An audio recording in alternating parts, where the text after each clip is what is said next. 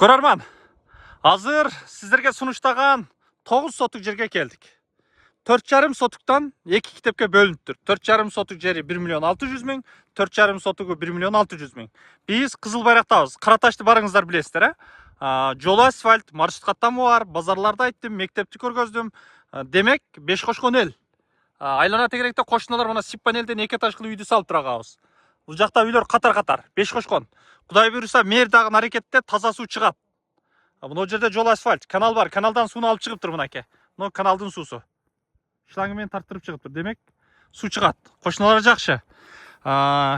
Эки доско бөлүшүп койсоңуздар болот. Жер издеген. 4,5 сотук жерини бирөө салып, 4,5 сотук жерини бирөө салса болот. Жок, мен кененирээк жашайм дей турган болсо, 9 сотукту бир алып койсоңуз болот. Ошондо 3 миллион 200 болот экен. Түшүп берүү жолу бар. Документ экөө эки башка. Каласаңыз бажа тууган урук жоро жолдошторго бөлүшсөңүз болот.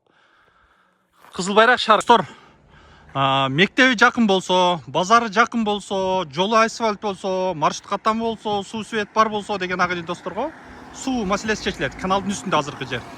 Мына жер Западный, мына жер Жаңы базар, мына жер Машина базар, Мөмө жемиш базар. Западныйдан Жаңы базарды көздөй жөнөгөндө Энесай дом куруп атат. Теңиз бай шайкандан солго киресиз. Бир 2,5 километр кирип келесиз.